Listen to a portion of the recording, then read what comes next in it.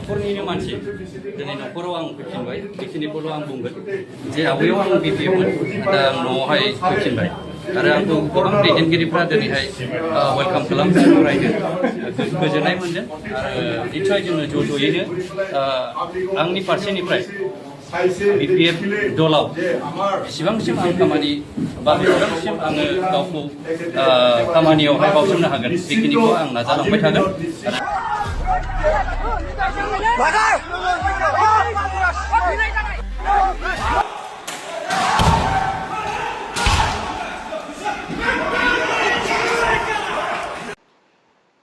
खुलुमबाय रायजोफोर दिनैनि फुंबिलिनि गोजोननाय बयनिसिमबो जासिहरग्रोनाय जाबाय पि थांखि ब्लग इउट्युब चेनेलनिफ्राय सियर रायजोफोर दिनै आं नोंसोरजों सावरायनो माखासे भिडिअ लानानै फैबावबाय जाय भिडिअखौहाय जोङो ससियेल मिडियायावहाय नुगासिनो दङ।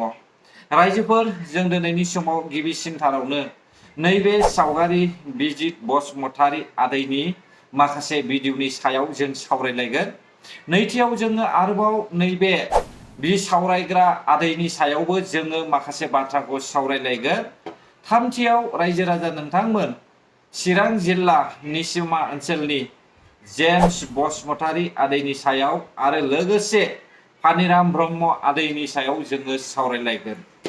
रायजोफोर जों गिबियाव नुखाबाय इन्ट्र'आवहाय माखासे दावराव दावसिनिबो जोङो नुदों। दा बेखौ लाफानानै जोङो नैबे उदालगुरि जिल्लानि डिपुटि चिफ रिहन दैमारि सारनि सायावबो जोङो सावरायलायगोन। बे समाव रायजोफोर नोंथांमोना गिबियाव खोनासंग्रो बिजित गोरा बसुमतारी आदैया मा बुंनायमोन। ब्रह्मआ जोंनि मानगोनां हाग्रामा सारखौ बिगुमै मोनफ्लाङामोनब्ला बे बर' जाथियाव थानाय नंलामोन होननानै आं सानो। बिथाङा नाना माना पेन्ट फिसा गानग्रामोन होनना आं मिथिगौ। बे हाफ पेन्ट गाननानै बेरायग्रामोन बियो मनमोहन ब्रह्मआ। दा नै बेबायदि हाफ पेन्ट गाननानै बेरायग्रा मानसिया दिनै बर' हारिनि जारिमिनखौ मा बुंनो लुबैदों बे?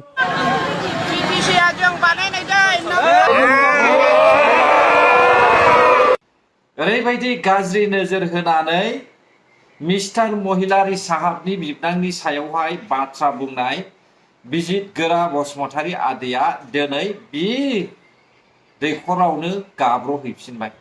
रायजोफोर जाय दैखरनि मानसिखौहाय बियो बखिदोंमोन, जाय गाथोनखौहाय बियो मुगैदोंमोन, बे गाथोनावनो दिनैहाय बियो दुगैनो थांफिननाय जोङो नुनो मोनदों। दिनै जोङो बुंनो थाङोब्ला बिजित गोरा आदैनि खर'आवहाय जेबो साननाय गैया। बिथाङा थाखा फैसाखौल'सो साननो जानो हागौ ना। सासे बुजिनो गोरों मानसिब्ला बेबायदि एसेबां गाज्रि नोजोर होनानै गावनि बिनानावजों समान बैसोनि सासे सिख्लाखौहाय बेबायदि नोजोर होनानै बाथ्रा बुंनाया बेसेबां गनायजाथाव नोंथांमोनाबो साननानै नाय। ओरैबायदि मा होनना बुङो बिथांनि बुंनाय साननाय आरो बिनि गोसो सिङावहाय साननायफ्रा। दा बेखौ नायोब्ला जोङो माबे नोजोरखौ लानानै दिनै मनमोहन ब्रह्मनि खिबु उन उन थाहैबावखो। अब्ला मनमोहन ब्रह्मनि बेबायदि फानथाब फुनथाब गाननायखौनो बिथाङा नायफिननो थाखाय थांबावदों नामा दिनै रायजो राजा नोंथांमोन? दा जों बेखौसो बुंनांसिगोन बे समावहाय। आदै बिजित बसुमतारीनियावहाय जेबो साननाय गैया, बेनिखायनो बिथाङा फैसानि थाखायल' साननानै बेयावहाय थांदों, बेखौ जों बयबो मिथिगौ रायजोफोर। नैथियाव बि सावरायग्रा आदै, आं बिबथै जायो बेनिखायनो आदै बुंदों। बिजित गोराखौबो आफानि फंबाय हिसाबै आङो सोमोन्दो लिंदों। नाथाय नैबे जे बि सावरायग्रा बेखौथ' आङो बिबथैयानो जाखायो, सोमोन्दोआ बिराद गिदिर, खिन्थु आं बिबथै लिङो। दा आदैनियाव आङो बिराद फोथायनाय दङमोन। आंनि साननायावहाय बे आदैनि सायावहाय बि सावरायग्रा आदैनि सायावहाय आं फोथायोमोन। नाथाय आङो खोनानो मोनबाय दे आदैया गोबांथार गाज्रि खामानि मावनानै बिपिएफ पार्टियावहाय हाबफैबाय आरो बेजों लोगोसे सासे उकिलनि दारै जादों। मिथिबायना रायजो राजा नोंथांमोन? आं बाथ्राखौ गासैखौबो बेखेवनानै होआ। न'नि हिसाबै आङो आदैखौहाय फोथायनाय दङमोन। थांनाय जेब्लानाखि बिटिआर एकर्ड जादों बे समावहाय बियो बिपिएफ पार्टियावनो थाखादोंमोन। नाथाय बिपिएफ पार्टिखौ एंगारनानै फैखांनायनि उनावहाय इउपिपिएल पार्टिया इएम होदों। दा नैबे इएम होनाय समावनो जोंहा आदै सावरायग्राया माखासे लाइमोनफोरखौ थगायनाय जोङो मिथिनो मोन्दों रायजोफोर। दा बिनि सायाव आं एसेबां बुंथ'ला, नाथाय लासैनो नोंथांमोना मोनथिजोबगोन बे सावरायग्रा आदैनि बेकग्राउन्ड काहानिखौहाय। दानिया जों सावरायनोसै उदालगुरि जिल्लायाव थानाय रिहन दैमारि सारनि सायावहाय। नोंथांमोना नुदों सावगारियाव बुख्रुब बुख्राब खालामलायनाय, हरनि 12टा 1टा 2टा 1.5टा लोंनानैहाय दादागिरि दिन्थिनाय, बेखौ सोर कन्ट्रल खालामगोन? एकमात्र डिपुटि चिफ रिहन दैमारि सारनि आखायावल' बेखौहाय कन्ट्रल खालामगोन ना। नाथाय डिपुटि चिफआनो जुदि थोनदोंब्ला बिसोरलाय मावखागोन, बिनो जुदि फिसिखादोंब्ला बिसोरो मावखागोन। अब्ला दानिया कुइसना फैबाय जाहैबाय कुसुमि बसुमतारीनियावहाय। मिथिबाय दा रायजो राजा नोंथांमोन? बेबायदि बुख्रुब बुख्राब मानो मोन 16टा पावार बिपिएफ पार्टिनि थाखाय बेबायदि मानो जानो मोनबावो? भट गेलेदों, इलेक्सन फैगासिनो दङ, गोरोबज्लायनानै खौसे जादलायनानै जाय जेराव गोसो बेयावनो होज्लाय। मानो गारि बुख्रुबलायनांगौ? मानो अफिस बुख्रुबलायनांगौ? मानो हेरेसमेन्ट खालामलायनांगौ? रायजो राजा नोंथांमोन, दिनै जों नुदों ससियेल मिडियायावहाय गासैबो उदालगुरि जिल्लायावहाय जेसेबांनाखि रायजो राजाफोर दङ, गावनि उसुं खाथिनि मानसिफ्रानो दिनैनि समावहाय उदालगुरि जिल्लायावहाय रिहन दैमारि सारनि नेम प्लेट गैया होननानैहाय खोन्थानाय जोङो नुनो मोनदों। अब्ला बे लाजिसिंसिं जायाखै? 20 बोसोरख्लाय जुदि बेबायदि सासे लिडार जाबोनानैहाय नेम प्लेट गैया होननानै बुंजायोब्ला गामि असे खाथिनिजोंनो, अब्ला बे लाजिसिंसिं जायाखै खोमा रायजो राजा नोंथांमोन? अब्ला बेबायदि सरखारखौथ' जोङो माबोरै देरहाहोनो? नोंसोरबो सानदो रायजो राजा नोंथांमोना। आंबोथ' ओरैनो बुङाना रायजो राजा नोंथांमोन।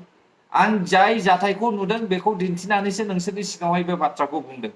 बेखायनो गोदान केन्डिडेट दिपेन बर' सारा हारिनि थाखाय नांबोनाय आरो हारिनि थाखाय बेहा सेन्टिमेन्ट दङ। दा बेखौ जोङो देरहाहोनानै नायनाय उदालगुरि जिल्लाया। जुदि बेबो मोजां मावा 5 बोसोरावनो बेखौबो बोख्लायनो हायो रायजोफोर। बेखौहाय नोंथांमोना साननाया मोजां आरो नाजानाया मोजां देरहाहोनो थाखाय। आंनि नोजोराव देरहाखागोन इउपिपिएल पार्टिया। मानो होनोब्ला बिपिएफ गैला, एनडिए एसेसै। एनडिएनोथ' माइनरिटिफ्रा भट होआ आरो सान्थालफ्राबो भट होआ एनडिएनोहाय। दा बेखौ जों नोजोर होयोब्ला इउपिपिएल पार्टिया देरहाखागोन।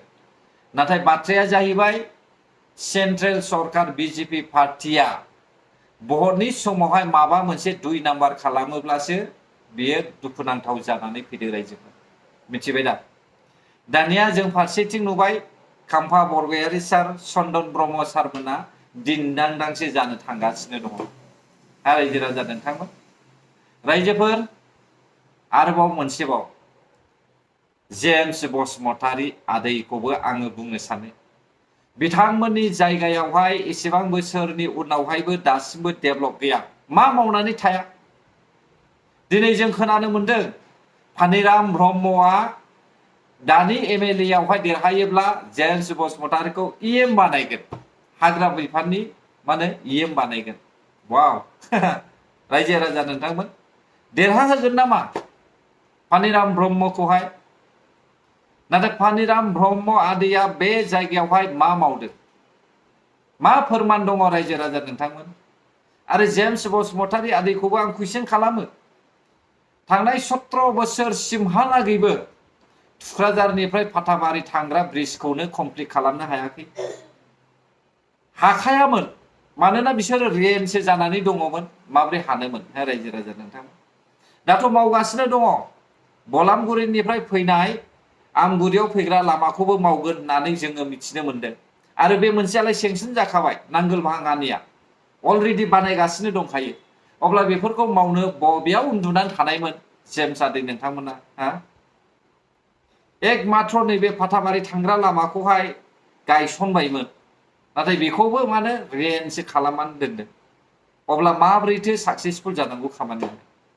दा आं बेनिखायनो निसिमा हालामनि रायजो राजाफोरखौहाय सिदा खोथा बुङो, जेम्स आदैमोन बायदिखौहाय रिजेक्ट खालामदो गोदान सरकारखौहाय लाबोनानैहाय ट्राइ खालामदो मोनफ्रोमबो बियाबाव बावखुंग्रिखौनो होन तामुलपुरखौनो होन क'क्राझारखौनो होन चिरांखौनो होन गासैबो जेरावबो UPPL पार्टिया जेराव मा होनो केन्डिडेट फसंदों बे गासैयावबो UPPL नो भट हो देग्लाय नायदो ओमफ्राय रायजो राजा नोंथांमोन UPPL पार्टिया मा मावो ना मा बुङो रायजो राजा नोंथांमोन आरो मोनसे बाथ्राया दुखुनांथाव UPPL पार्टिखौ जुदि केन्डिडेट लाबोनो हायाब्ला BPF पार्टिया गोसोबादि दुम दाखाल रायजो राजाफोरनि सिगाङावहाय गाज्रि खामानि मावनो थांगासिनो दङ BPF नि CMआ नङा बिनि मावथिफ्रा बिनि आखान्थिफ्रा बिसोरसो मावगोन गाज्रिखौहाय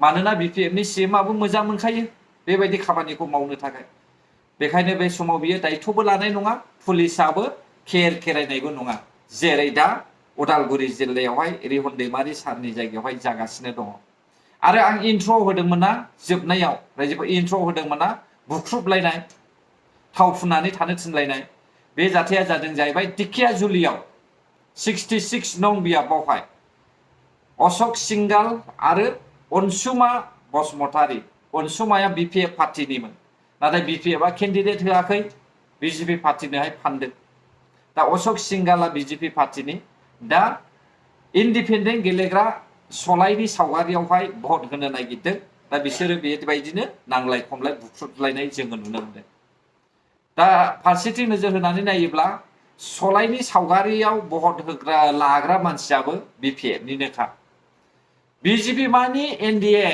BPF मानि माने BJP BPF मानि NDA बेखौहाय जों बयबो मिथिखाबाय अब्ला बिनि बांसिन मिथिनांगौ होननानै आं सानना रायजो राजाबो सिन्था खालाम BPFआ गैला NDAसोसै नोंसोरो NDAआव होगोन जोङो BPFआव होआ जों NDAआवसो होगोन होनना बुङोब्लाबो बे BPFआवनो होनाय जागोन आरो जों NDAआव होआ BJPआव होगोन होनना बुङोब्लाबो बे NDAआवनो होनाय जागोन बेखौहाय नोंथांमोना सोलोंनानै लानाया मोजांखा गोजोन्थों अब्ला जायफ्रा आंनि भिडिअखौ जोबजासे नायबाय गोरोन्थि जादोंब्ला निमाहा होब्लानो जाबाय बर' हारि जय जाथों जय बर' हारिनि